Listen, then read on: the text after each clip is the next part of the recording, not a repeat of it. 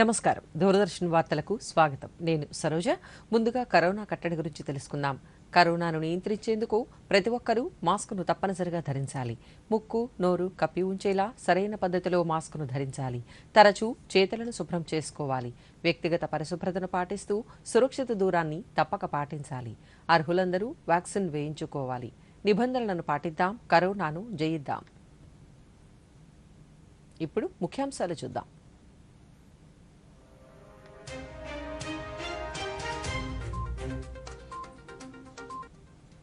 ప్రభుత్వ ఉద్యోగాలు పొందిన 77,000 మందికి నేడు నియామక పత్రాలు అందజేత. వర్చువల్ గా రోజ్గార్ మేళాను ప్రారంభించనున్న ప్రధానమంత్రి నరేంద్ర మోదీ విశాఖ కార్యక్రమంలో పాల్గొననున్న కేంద్ర పంచాయతీరాజ్ శాఖ సహాయ మంత్రి కపిల్ మోరేశ్వర్ పాటిల్. మణిపూర్ ఘటనలతో పాటు పలు అంశాలపై విపక్షాల ఆందోళనతో ముందుకు సాగని పార్లమెంటు కార్యకలాపాలు. చర్చకు ప్రభుత్వం సిద్ధంగా ఉన్నా ప్రతిపక్షాలు రాద్ధాంతం చేస్తున్నాయన్న కేంద్ర మంత్రి అనురాగ్ సింగ్ ఠాకూర్. రాష్ట్రంలో చేనేత కుటుంబాలకు అండగా రాష్ట్ర ప్రభుత్వం ముందడుగు. వరుసగా 5వ ఏడాది వైఎస్ఆర్ నేతన్న నేస్తం నిధుల విడుదల. తిరుపతి జిల్లా వెంకటగిరి నుంచి లబ్ధిదారుల ఖాతాలలో నగదు జమ చేసిన ముఖ్యమంత్రి వైఎస్ జగన్మోహన్ రెడ్డి. కోస్తాంధ్ర, ఒడిశాను ఆనుకుని బంగాళాఖాతంలో కొనసాగుతున్న అల్పపీడనం ఈ నెల 25 వరకు రాష్ట్రంలో విస్తారంగా వర్షాలు కురుస్తాయన్న వాతావరణ శాఖ అధికారులు. భారత్ వెస్టిండీస్ 2వ టెస్టులో విరాట్ కోహ్లీ సెంచరీ. 1 వికెట్ కోల్పోయి 86 పరుగులు చేసిన విండీస్. ఇక వివరాలు చూద్దాం. ప్రధానమంత్రి నరేంద్ర మోదీ నేడు వీడియో కాన్ఫరెన్స్ ద్వారా వివిధ ప్రభుత్వ శాఖలలో కొత్తగా నియామకం పొందిన 70,000కు పైగా అపాయింట్మెంట్ లెటర్లను పంపిణీ చేసే కార్యక్రమాన్ని ప్రారంభించనున్నారు. దేశవ్యాప్తంగా 44 ప్రాంతాలలో రోజ్గార్ మేళా జరగనుంది. దీనిలో భాగంగా కేంద్ర ప్రభుత్వ శాఖలతో పాటు కొన్ని రాష్ట్ర ప్రభుత్వాలు, కేంద్రపాలిత ప్రాంతాలలో కూడా ఈ నియామకాలు జరుగుతున్నాయి. దేశవ్యాప్తంగా కొత్తగా ఎంపికైన కొత్త రిక్రూట్లు రెవెన్యూ, ఆర్థిక సేవలు, పోస్టులు, పాఠశాల విద్య, రక్షణ మంత్రిత్వ శాఖలు, ఆరోగ్య, కుటుంబ సంక్షేమం, కేంద్ర ప్రభుత్వ రంగ సంస్థలతో సహా ఇతర శాఖలలో చేరనున్నారు. ఉపాధి కల్పనకు అత్యధిక ప్రాధాన్యత ఇవ్వాలనే ప్రధానమంత్రి నిబద్ధతకు ఇది ఒక కీలకమైన అడుగు.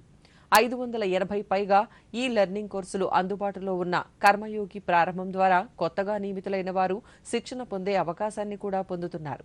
వైజాగ్ పోర్టు ట్రస్ట్ కళావతి ఆడిటోరియంలో జరిగే రోజ్గార్ మేళాలో కేంద్ర పంచాయతీరాజ్ శాఖ సహాయ మంత్రి కపిల్ మోరేశ్వర్ పాటిల్ పాల్గొంటారు. భారత్, శ్రీలంకల మధ్య భద్రతా ప్రయోజనాలు, అభివృద్ధి ఒకదానితో ఒకటి ముడిపడి ఉన్నాయని ప్రధానమంత్రి నరేంద్ర మోదీ తెలిపారు. భారత్లో పర్యటిస్తున్న శ్రీలంక అధ్యక్షుడు రనిల్ విక్రమసింఘే ప్రధానమంత్రి మోదీతో ఢిల్లీలోని హైదరాబాద్ హౌస్లో ద్వైపాక్షిక చర్చలు జరిపారు. ఆర్థిక, వాణిజ్యం సహా పలు అంశాలపై చర్చించారు. అనంతరం ఇరువురు నేతలు సంయుక్తంగా మీడియా సమావేశం నిర్వహించారు. ఈ సందర్భంగా నరేంద్ర మోదీ మాట్లాడుతూ ఇరు దేశాలు ద్వైపాక్షిక, ప్రాంతీయ, అంతర్జాతీయ సమస్యలపై ఉమ్మడి అభిప్రాయాలు పంచుకున్నారన్నారు. అలాగే శ్రీలంక ఆర్థిక భాగస్వామ్యం కోసం ఒక విజన్ డాక్యుమెంట్ను స్వీకరించామని చెప్పారు. 2 దేశాల మధ్య వాణిజ్యం, ప్రజా సంబంధాలను పెంచడమే లక్ష్యంగా చర్చలు జరిగాయన్నారు. శ్రీలంక అధ్యక్షుడు రనిల్ విక్రమసింఘే మాట్లాడుతూ ఆర్థిక దృఢత్వానికి పెట్టుబడులు అవసరమని, శ్రీలంక, భారత్ల మధ్య ఆర్థిక సహకారానికి ఈ సమావేశం మరింత దోహదపడుతుందని తెలిపారు.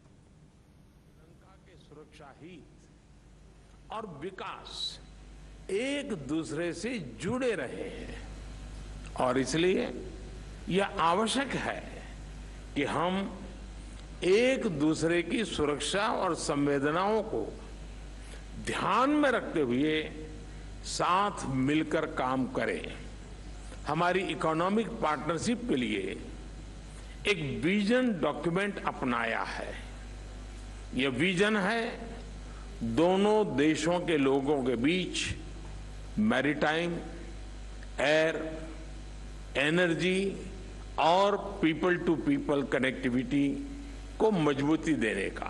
यह विजन है टूरिज्म, पावर, ट्रेड, उच्च शिक्षा और स्किल डेवलपमेंट में आपसी सहयोग को गति देने का.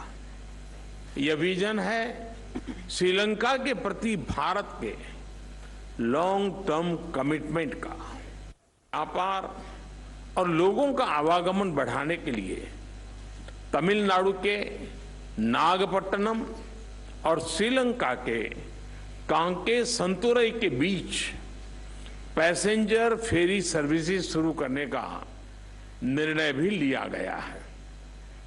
हमने तय किया है कि दोनों देशों के बीच इलेक्ट्रिसिटी ग्रिड्स को कनेक्ट करने के काम को तेजी से आगे बढ़ाया जाएगा। Relevant legislation before Parliament. Prime Minister Modi has expressed his solidarity and goodwill in these endeavours. Friends, we now need to put our economy on a growth path, bringing greater revenue for the country, which requires enhanced investment in all parts of the country. As a supportive and solid foundation for realizing of these objectives, we have agreed on the joint vision of future India-Sri Lanka economic partnership through enhanced connectivity. Pre primary నుంచి 12వ తరగతి వరకు మల్టీలింగ్వల్తో పాటు మాతృభాషలో బోధన జరిగేలా తగు మార్గాలను శోధించాలని పాఠశాలలకు సీబీఎస్ఈ ఒక లేఖ రాసింది. జాతీయ విద్యా విధానం ద్వారా కేంద్రం అనేక సంస్కరణలకు శ్రీకారం చుట్టిందని, దీనిలో భాగంగా బోధనా భాషపై ప్రత్యేక దృష్టి సారించిందని సీబీఎస్ఈ డైరెక్టర్ తెలిపారు. విద్యార్థి చదువుకు పునాది వంటిదైన ప్రీ ప్రైమరీ ఎలిమెంటరీ విద్యాభ్యాసంలో స్థానిక భాషలను వినియోగించడంతో పాటు మాతృభాషను కూడా విస్తృతంగా వినియోగించాల్సిన అవసరముందని చెప్పారు. ఈ దిశగా సీబీఎస్ఈ పాఠశాలల వారు ఆయా రంగాలలో నిపుణుల అభిప్రాయాలు తీసుకోవాలని, ఇందుకు సంబంధించిన ఉత్తమ అభ్యాసాలను కూడా పరిగణనలోకి తీసుకోవాలని సీబీఎస్ఈ డైరెక్టర్ పేర్కొన్నారు. మహారాష్ట్రలో పలు ప్రాంతాలలో ఎడతెరిపి లేకుండా వర్షాలు కురుస్తున్నాయి. రాయ్గఢ్లోని ఖలాపూర్లో తహసీల్లోని ఇర్షాల్వాడి గ్రామంలో బుధవారం అర్ధరాత్రి భారీ కొండ చర్యలు విరిగిపడ్డ ఘటనలో ఇప్పటివరకు 22 మృతదేహాలను బయటకు తీశారు. వర్షం కురుస్తుండటంతో ఇంకా కొండ చర్యలు విరిగిపడే ప్రమాదం కారణంగా ఆపరేషన్ను నిలిపివేశారు. ఎన్డీఆర్ఎఫ్ కంట్రోల్ రూమ్ పరిస్థితిని నిశితంగా పరిశీలిస్తోంది. శిథిరాల కింద పలువురు చిక్కుకున్నట్లు సమాచారం. 4 ఎన్డీఆర్ఎఫ్ బృందాలు, కనైన్ స్క్వాడ్ అధునాతన పరికరాలతో సంఘటనా స్థలం వద్ద సహాయక చర్యలు నిర్వహిస్తున్నారు. ఈ నెల 26వ తేదీన ముఖ్యమంత్రి YS Jaganmohan Reddy doctor BR Ambedkar Konaseema జిల్లా అమలాపురంలో పర్యటించనున్నారు. దీనికి సంబంధించి ఏర్పాట్లను రవాణా శాఖ మంత్రి పినిపే విశ్వరూప్, జిల్లా కలెక్టర్ హిమాంశు శుక్లా, ఎస్పీ శ్రీధర్లతో కలిసి సభ ఏర్పాటు చేసే ప్రాంతంతో పాటు హెలీప్యాడ్ ప్రాంతాలను పరిశీలించారు. ఈ సందర్భంగా అధికారులకు పలు సూచనలు చేశారు. హెలీప్యాడ్ స్థలంతో పాటు జీఎంసీ బాలయోగి స్టేడియంలో ఏర్పాటు చేయనున్న సభా వేదిక ప్రాంతాన్ని కూడా పరిశీలించారు. సున్నా వడ్డీ పథకం నిధులను రాష్ట్ర వ్యాప్తంగా విడుదల చేసే కార్యక్రమంలో భాగంగా తొలిసారి ముఖ్యమంత్రి అమలాపురం వస్తున్న నేపథ్యంలో పటిష్ట ఏర్పాట్లు చేస్తున్నట్లు మంత్రి పినిపే విశ్వరూప్ తెలిపారు. కోనసీమ ప్రజల అదృష్టంగా భావిస్తున్నాం. తప్పనిసరిగా కోనసీమలో అమలాపురంలో కొన్ని సమస్యలన్నీ కూడా గౌరవ ముఖ్యమంత్రి గారు రాకతో ఆ సమస్యలన్నీ కూడా పరిమవుతాయని భావిస్తున్నాం. మరి ముఖ్యంగా ఎర్రవంతెన కానీ అదేవిధంగా ఇంకా కొన్ని పెండింగ్ పనులన్నీ కూడా ముఖ్యమంత్రి గారి యొక్క రాకతో సమస్యలన్నీ పరిష్కారం అవుతాయని చూస్తున్నాం. ఉండే కాకుండా కోనసీమ నలుమూల నుంచి కూడా ప్రజలు నీరాజనాలు. ఎగువ ప్రాంతాలలో కురుస్తున్న భారీ వర్షాలతో పాటు గోదావరి పరివాహక ప్రాంతంలో కురుస్తున్న వర్షాల ప్రభావంతో గోదావరి నదిలో వరద ఉధృతి కాస్త తగ్గింది. భద్రాచలం వద్ద నీటి మట్టం 39.7 అడుగులుగా ఉంది. ధవళేశ్వరం వద్ద ప్రస్తుతం ఇన్ఫ్లో అవుట్ఫ్లో 9.6 లక్షల క్యూసెక్కులు ఉంది. పూర్తి స్థాయి వరద తగ్గే వరకు ఆ ప్రాంతాల ప్రజలు అప్రమత్తంగా ఉండాలని అధికారులు సూచించారు.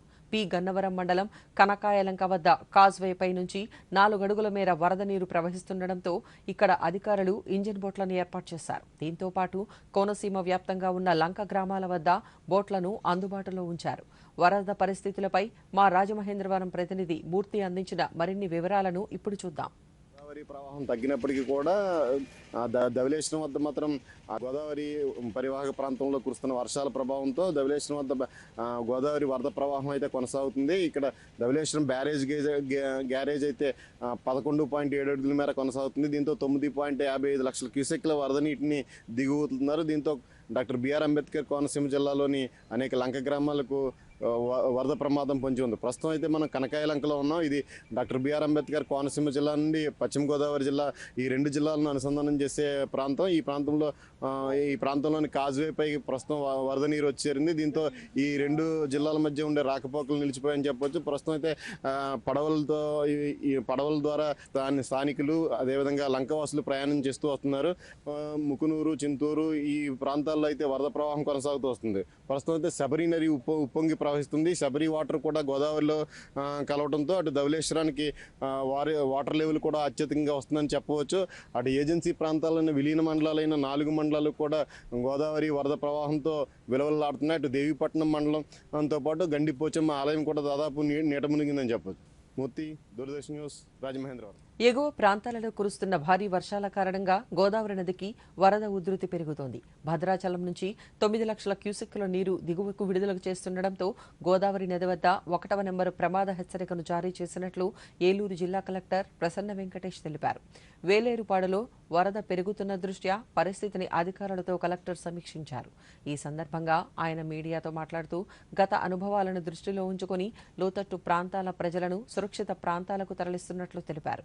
ఇప్పటికే వేలేరుపాడు మండలంలో 16 గ్రామాలకు రాకపోకలు నిలిచిపోయాయన్నారు. ఎటువంటి పరిస్థితులు ఎదురైనా ఎదుర్కొనేందుకు సిద్ధంగా ఉన్నామన్నారు. ఫ్లడ్ ప్రిపేర్నెస్ సంబంధించి ఈరోజు మీటింగ్ పెట్టడం జరిగింది. ఈరోజు ఎస్పీ గారు, జాయింట్ కలెక్టర్ మరియు జిల్లా అధికారులు అందరూ కూడా అటెండ్ అయ్యారు. ఫ్లడ్ వచ్చినప్పుడు రిలీఫ్కి ఎవరిని తీసుకెళ్ళి ఏ క్యాంప్లో పెట్టాలి, వాళ్ళకి సంబంధించిన అత్యవసర సరుకులు ఏది ఉన్నాయో అది అందజేయడం, వాళ్ళకి కావాల్సిన తాగునీళ్ళు రిలేటెడ్ చూసుకోవడం, వాళ్ళకి సేఫ్టీ. ప్రజలు వారి సమస్యల పరిష్కారం కోసం ఇబ్బందులు పడకూడదనే ఉద్దేశంతో సచివాలయ వ్యవస్థను ముఖ్యమంత్రి తీసుకువచ్చి సుపరిపాలన అందిస్తున్నారని కర్నూలు జిల్లా కోడుమూరు ఎమ్మెల్యే డాక్టర్ సుధాకర్ తెలిపారు. సచివాలయ వ్యవస్థలో వాలంటీర్ల ద్వారా ప్రజల సమస్యల పరిష్కారమవుతున్నాయని ఎమ్మెల్యే తెలిపారు. ఇలాంటి వ్యవస్థను జనసేన అధ్యక్షులు కె పవన్ కళ్యాణ్ విమర్శించడం సరికాదన్నారు. వాలంటీర్లపై విమర్శలు చేసినందుకు పవన్ కళ్యాణ్పై హ్యూమన్ రైట్స్ కమిషన్కు ఫిర్యాదు చేస్తామని ఎమ్మెల్యే హెచ్చరించారు. వాలంటీర్ వ్యవస్థ ద్వారా, సచివాలయం వ్యవస్థ ద్వారా ప్రజాప్రతినిధులు, మన వైఎస్ఆర్సీపీ నాయకులు, జగనన్న సైనికులు అందరూ కూడా కలిసికట్టుగా ప్రజలకు, పార్టీలకు సంబంధం లేకుండా అందరూ కూడా సేవ చేసుకుంటూ ముందుకెళ్తున్నారు. కానీ ఈ మధ్య కాలంలోనే ఈ పవన్ కళ్యాణ్ అనే వ్యక్తి వాలంటీర్ వ్యవస్థను కామెంట్ చేశాడు.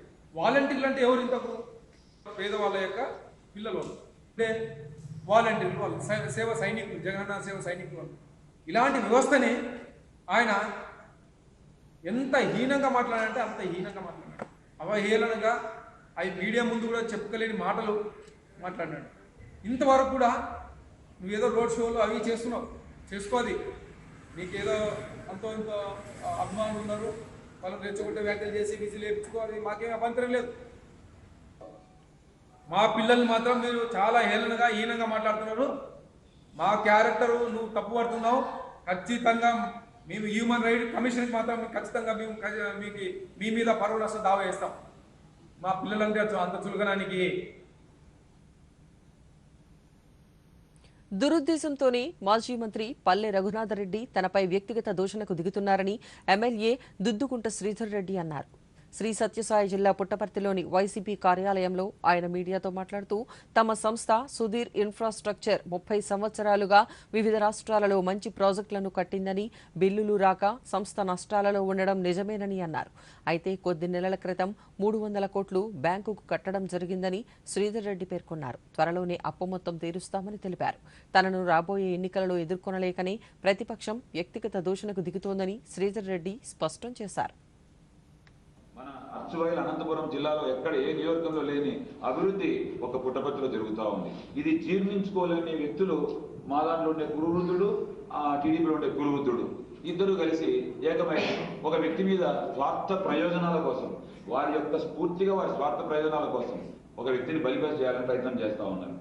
నేను ఒకటే చెప్తా ఉన్నాను, నేను నిత్యము ప్రజల్లో ఉండే మనిషిని, ప్రజల దగ్గర ఉండే మనిషిని, ప్రజల గుండెలకు దగ్గరగా ఉండే మనిషిని.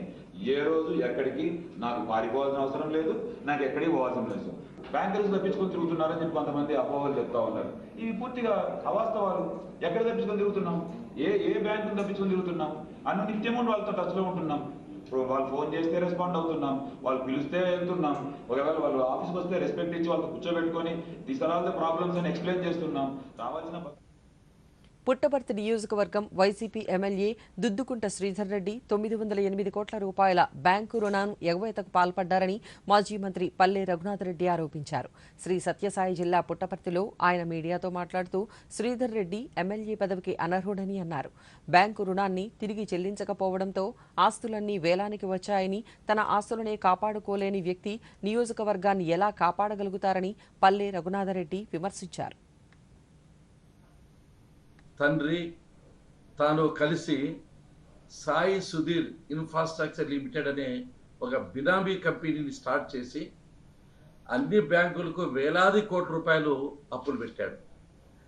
విజయ్ మాల్యా, నీరవ్ మోదీ ఏ విధంగా దేశంలో బ్యాంకులు మోసం చేసి విదేశాలకు పారిపోయారో ఈ శ్రీధర్ రెడ్డి కూడా అదే విధంగా బ్యాంకులు కూర్చుటూ పెట్టి ఒక కెనరా బ్యాంకే 908 కోట్ల రూపాయలు పంగనామాలు పెట్టాడంటే మిగతా బ్యాంకుల పరిస్థితి ఏమిటి అందరూ చెప్పుకుంటున్నారు. వాస్తవం కూడా ఆదర్శవంతంగా ఉండాలి, నీతివంతంగా ఉండాలి, జవాబుదారితనంతో ఉండాలి. బ్యాంకులు చేసిన మోసం కానీ ప్రజలు చేసిన మోసం చూస్తే రాజకీయ నాయకులంటే ప్రజల్లో అసహ్యం, తలవంపులు తీసుకొచ్చారు మా అందరికీ. తాను జగన్మోహన్ రెడ్డి బినామని చెప్తూ ఉంటాడు.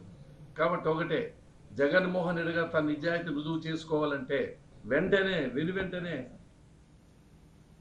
పార్లమెంటు వర్షాకాల సమావేశాలలో భాగంగా శుక్రవారం లోక్సభ ప్రారంభం కాగానే స్పీకర్ ఓం బిర్లా ప్రశ్నోత్తరాలను చేపట్టారు. అయితే మణిపూర్లో జరిగిన ఘటనపై చర్చ చేపట్టాలంటూ విపక్షాలు ఆందోళనకు దిగాయి. విపక్షాలు సహకరిస్తే చర్చించేందుకు ప్రభుత్వం సిద్ధంగా ఉందని రక్షణ మంత్రి రాజ్నాథ్ సింగ్ సభలో ప్రకటించారు. ఇది తీవ్రమైన అంశమని, చర్చకు ప్రభుత్వం సిద్ధంగా ఉన్నప్పటికీ కావాలని చర్చ జరగకుండా విపక్షాలు అడ్డుకుంటున్నాయని పేర్కొన్నారు. విపక్షాలు ఆందోళన మధ్య స్పీకర్ సభను మధ్యాహ్నం 12 గంటల వరకు వాయిదా వేశారు.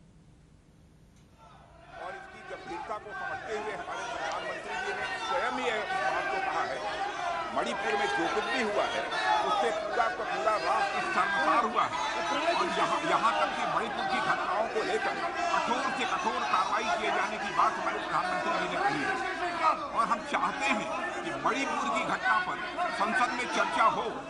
मैंने ऑल पार्टी मीटिंग में स्वयं भी इस बात को कहा है और आज मैं फिर से सदन में दोहराना चाहता हूँ कि हम चाहते हैं कि मणिपुर की घटना पर संसद में चर्चा होनी चाहिए। लेकिन मैं देख रहा हूँ कि कुछ ऐसे राजनीतिक दल हैं जो कि अनावश्यक यहाँ पर ऐसी स्थिति पैदा करना चाहते हैं ताकि किसी भी सूरत में मणिपुर की घटना पर चर्चा न हो पाए। मैं स्पष्ट रूप से यह आरोप लगाना चाहता हूँ अध्यक्ष महोदय कि सचमुच यह प्रतिपक्ष मणिपुर की घटना को लेकर जितना गंभीर होना चाहिए वो गंभीर नहीं है और अध्यक्ष महोदय मणिपुर की घटना को गंभीरतापूर्वक लेते हुए इस पर चर्चा होनी चाहिए। फिर से मैं अपनी इस बात को दोहराना चाहता हूं और मणिपुर की घटना को प्रतिपक्ष भी गंभीरतापूर्वक ले। चर्चा नहीं करना चाहते, आप वाद नहीं करना चाहते, सदन नहीं चलाना चाहते, सदन की कार्रवाई 12 बजे तक के लिए स्थगित की जाती है।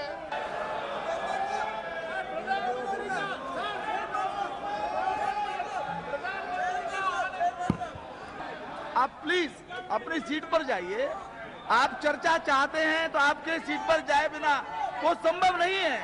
आप कृपा करके अपनी सीट पर जाइए, जो चर्चा आप चाहते हैं उसके ऊपर चर्चा में भाग लीजिए। मणिपुर एक संवेदनशील मामला है, it is not sensitive issue and we are equally concerned about it. Entire country and entire house is concerned about it. हम चर्चा करना चाहते हैं तो ये వాయిదా అనంతరం ప్రారంభమైన సభలో ప్యానెల్ స్పీకర్ రాజేంద్ర అగర్వాల్ సభా కార్యకలాపాలు చేపట్టగా విపక్ష సభ్యులు ప్లకార్డులను ప్రదర్శిస్తూ స్పీకర్ పోడియంను చుట్టుముట్టారు. సభ్యులు సభ సజావుగా జరిగేందుకు సహకరించాలని కోరారు. అయితే విపక్ష సభ్యుల నినాదాలు కొనసాగడంతో పార్లమెంటరీ వ్యవహారాల శాఖ మంత్రి ప్రహ్లాద్ జోషి మాట్లాడుతూ మణిపూర్ అంశంపై చర్చించేందుకు ప్రభుత్వం సిద్ధంగా ఉందని, అయితే సభ సజావుగా జరిగేందుకు సభ్యులు సహకరించాలని కోరారు. అయినప్పటికీ సభ్యులు పెద్ద ఎత్తున నినాదాలు చేయడం సభను ఈ నెల 24వ తేదీ సోమవారానికి వాయిదా వేస్తున్నట్లు రాజేంద్ర అగర్వాల్ ప్రకటించారు. రాజ్యసభలో కూడా శుక్రవారం సభా కార్యకలాపాలు ఏమీ జరగకుండానే సభ ఈ నెల 24వ తేదీకి వాయిదా పడింది. ఉదయం సభ ప్రారంభం కాగానే మణిపూర్లో చోటు చేసుకున్న అంశంపై చర్చ జరగాలంటూ విపక్ష సభ్యులు సభా కార్యకలాపాలను అడ్డుకున్నారు. సభ సజావుగా జరిగేందుకు సహకరించాలని చైర్మన్ జగదీప్ ధన్కర్ పదే పదే విజ్ఞప్తి చేసినప్పటికీ సభ్యులు ఆందోళన విరమించకపోవడంతో సభను మధ్యాహ్నం 2:30 వరకు వాయిదా వేశారు. వాయిదా అనంతరం ప్రారంభమైన సభలో బిజినెస్ అడ్వైజరీ కమిటీ నిర్ణయాలను ప్రకటించేందుకు చైర్మన్ సిద్ధం కాగా సభ్యులు మరోమారు పెద్ద ఎత్తున నినాదాలు చేశారు. దీంతో సభను సోమవారానికి వాయిదా వేశారు.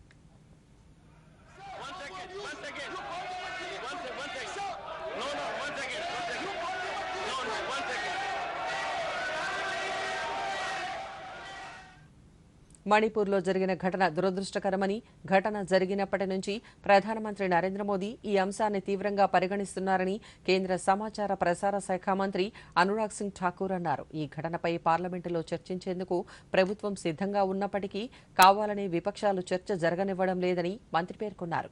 ఘటనకు కారకులైన దోషులను శిక్షించడంతో పాటు మహిళలపై నేరాలను అరికట్టాలని నరేంద్ర మోదీ రాష్ట్ర ప్రభుత్వాలను కూడా కోరారని చెప్పారు.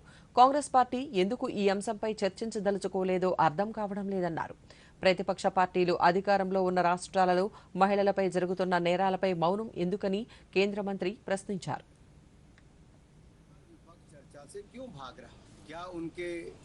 अपने नेता अब सदन का सदस्य नहीं रहे इसलिए भाग रहे हैं। यह चर्चा में भाग लेते हुए उनकी अपनी सरकारों की पोल खुलती तब भाग रहे हैं। दुख का विषय है कि देश की जनता जब एक उम्मीद के साथ संसद सत्र की ओर देखती है और ये विपक्षी दल मुद्दों को नहीं उठाने देते, चर्चा में भाग नहीं लेते, तो अपने आप में इनकी भूमिका पर प्रश्न चिन्ह खड़ा होता है। माननीय प्रधानमंत्री जी ने पहले दिन ही कहा कि मणिपुर में जो घटा वो दुर्भाग्यपूर्ण है, कोई भी हो उसके खिलाफ कड़ी कार्रवाई होनी, और जो बाकी राज्यों में भी ऐसी घटनाएं होती हैं वो महिलाओं के प्रति अत्याचार दुष्कर्म की घटनाएं सबको शर्मसार करती हैं। 140 करोड़ देशवासियों को ऐसी घटनाओं पर रोक लगनी चाहिए, सरकारों को उचित कार्रवाई करनी चाहिए। जिम्मेदार भी हैं और चर्चा में भाग भी लेना चाहते हैं, लेकिन विपक्ष जिम्मेदारी से भी भाग रहा है, चर्चा से।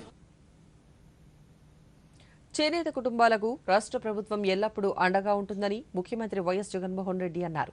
తిరుపతి జిల్లా వెంకటగిరి వేదికగా వరుసగా 5వ ఏడాది వైఎస్ఆర్ నేతన్న నేస్తం నిధులను విడుదల చేశారు. రాష్ట్ర వ్యాప్తంగా 80,686 మంది లబ్ధిదారులకు 193,64 లక్షల రూపాయలను లబ్ధిదారుల ఖాతాలలోకి బటన్ నొక్కి ముఖ్యమంత్రి విడుదల చేశారు. ఈ పథకంతో చేనేత కార్మికులు తమ మగ్గాలను డబుల్ జకార్డ్ లిఫ్టింగ్ మిషన్ తదితర ఆధునిక పరికరాలతో అప్గ్రేడ్ చేసి కొత్త డిజైన్లతో నాణ్యమైన వస్త్రాలను ఉత్పత్తి చేస్తూ వారి జీవన స్థితిగతులను మెరుగుపరుచుకున్నారన్నారు. తొలుత వెంకటగిరిలో ఏర్పాటు చేసిన చేనేత ఎగ్జిబిషన్ను ముఖ్యమంత్రి వీక్షించారు. అనంతరం జరిగిన సభలో ముఖ్యమంత్రి మాట్లాడుతూ మేనిఫెస్టోలో ఇచ్చిన ప్రతి హామీని అమలు చేస్తున్నామన్నారు. నేతన్నల సంక్షేమానికి ప్రభుత్వం కృషి చేస్తోందన్నారు. 2014 మేనిఫెస్టోలో ఇచ్చిన హామీలను నెరవేర్చిన తీరును ముఖ్యమంత్రి వివరించారు. గత ప్రభుత్వం ఇచ్చిన హామీలను నెరవేర్చడంలో విఫలమైందన్నారు. కోస్తాంధ్ర, ఒడిశాను ఆనుకుని బంగాళాఖాతంలో అల్పపీడనం ఏర్పడింది. దీని ప్రభావంతో రాష్ట్ర వ్యాప్తంగా రాగల 24 గంటల్లో ఓ మోస్తరు నుంచి భారీ వర్షాలు కురుస్తాయని వాతావరణ కేంద్రం అధికారులు తెలిపారు. ఈ నెల 25 వరకు మోస్తరు నుంచి విస్తారంగా జల్లులు కురిసే అవకాశముందని వెల్లడించారు.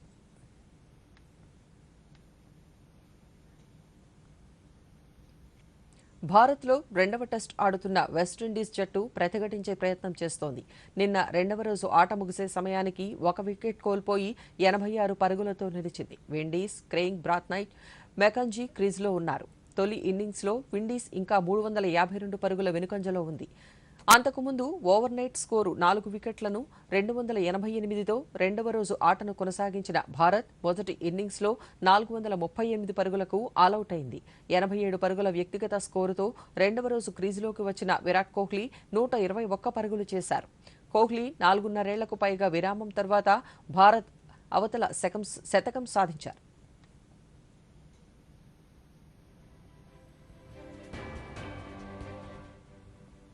కరోనాను నియంత్రించేందుకు ప్రతి ఒక్కరూ మాస్కును తప్పనిసరిగా ధరించాలి. ముక్కు, నోరు కప్పి ఉంచేలా సరైన పద్ధతిలో మాస్కును ధరించాలి. తరచూ చేతులను శుభ్రం చేసుకోవాలి.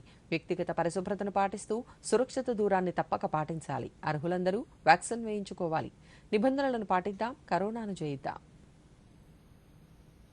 ఈ వార్తలు ఇంతటితో సమాప్తం. నమస్కారం.